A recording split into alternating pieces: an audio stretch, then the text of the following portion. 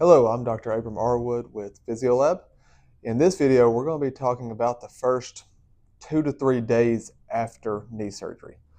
This is particularly relevant for post-op ACL reconstruction, meniscus repair, MPFL repair, your more athletic type of knee surgeries. So the first thing that you need to be aware of is, it's going to hurt.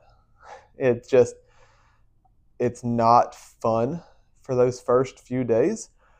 And if you know that going in, it doesn't surprise you coming out. So just brace yourself. Your physician is likely going to be prescribing you pain medication. By all means, use it if you need it. I will say the quicker you can get off of these heavier pain medications, the better you're going to be in the long run. They can cause some constipation, and really, I call it the can't eat, can't sleep, and can't poop phase of healing. These first few days after surgery, you will more than likely wake up at 2 a.m. and you'll be hurting, and you're going to be staring at the ceiling, waiting until everybody else in the house wakes up, and you're not going to know what to do. Get a good book, make sure your Netflix subscription is up to date. That's just kind of going to be part of the process. I've been doing this for 10 years, and just about every athlete I have ever worked with goes through this phase.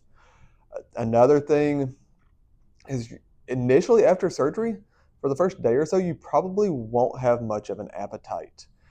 It's going to be very important that even though you're not hungry, you are trying to get the calories in, especially protein. Whenever you have a surgery, atrophy is already starting to kick in. The best way to counteract this is increase your protein intake. Typically, we will suggest 1 gram per pound of body weight, because your body is not only trying to recover from the trauma of surgery, you also want to maintain your muscle mass and set yourself up for success going forward. Make sure you stay hydrated. Drink a lot of water, especially after surgery. Whenever you're hurting and you're just in the thick of it, it's going to feel counterproductive to drink a lot of water, because if you drink a lot of water, well, you have to get up and go to the bathroom. And a lot of times early on, whenever you get up, it hurts. Like it just is not fun. But drinking the water and staying hydrated is going to help flush the inflammation out of the joints. So you're going to flush this inflammation and all of this junk out of your knee, which will in turn improve the pain, decrease the swelling, get you back on your feet faster. Now, whenever you wake up from surgery, there's a good chance you're going to have a lot of bandages around your knee. You're going to have no idea what's going on underneath. If you had an ACL reconstruction or a meniscus repair, depending on surgeon preference, you're likely to have a big knee brace. Everybody's seen one, and it's going to go from here to here. It's going to have straps. It's going to have these hinges in it, and it's kind of going to look like you need to change the oil on this thing every 5,000 miles, and you have to, pop the clutch in order to change gears. They're kind of intimidating. And as swelling decreases or as the bandages come off, the brace is not going to fit. It's going to turn into an ankle bracelet. So make sure that you are working with your PT to get this brace. If you still need to stay in it, make sure you get it sized correctly and you get everything adjusted to you. And you're doing that often, because you will lose muscle mass in the first few weeks of recovering from surgery. You don't want this brace does you no good if it's around your ankle and not around your knee. So we've talked pain, what to expect, staying hydrated, just the stuff that people don't like to talk about after surgery. We talked about bandages. Bandages will normally stay on for 2 to 5 days after surgery. I usually like to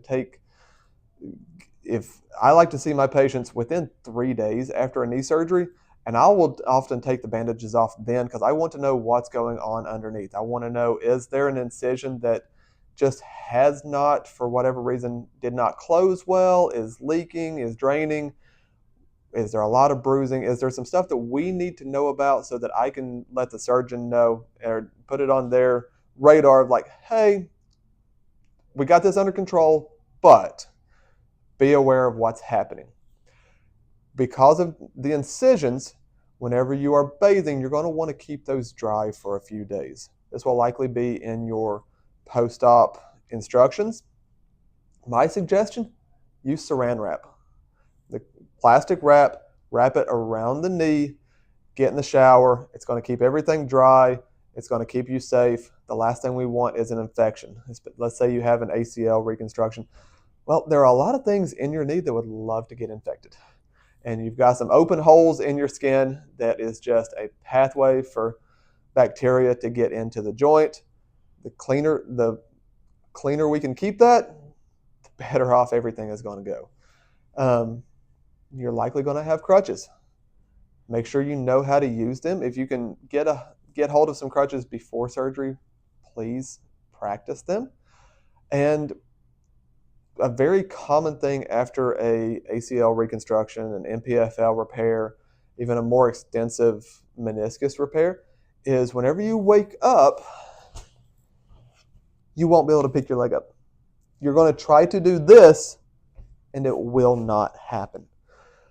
This is because partly from femoral nerve block can last a little bit longer, which will kind of shut the muscles down, but also it's just the nature of the surgery causes a lot of trauma to the nervous system and to the joint, which will in turn shut down muscles. That's going to be very important that we start getting that back quickly. So as soon as you wake up from surgery, start trying to find your quad, activate it, tighten it up. It's likely going to hurt at first. Do what you can to just get that muscle firing. The sooner you can get it firing, the sooner you can move on to the next phase of recovery. Fun little trick. If you have your crutch, just so you don't have to ask somebody to pick your foot up and help you move on off the bed, on off the couch, getting in and out of the car, take a crutch and flip it around. Put the long end underneath your armpit and wrap around your toes. And you can pick up and spin. That's going to give you a lot more freedom. So whenever you do wake up in the middle of the night and everybody else is sleeping and all of that water starts kicking in, now you can get up and kind of go do your business on your own. It's small things like that after surgery whenever you do feel so dependent on friends, family, everybody else in your life, that just having a little bit of independence will really help with the mindset. And then the last thing to talk about in this video is exactly that, your mindset. Let's take an ACL, for example. I tell all of my patients, this is likely going to be one of the hardest things you ever do. If you go into this surgery and into this recovery process with the right mindset, you will come out a stronger person. You will come out stronger mentally, physically, spiritually, emotionally. You will come out a stronger person.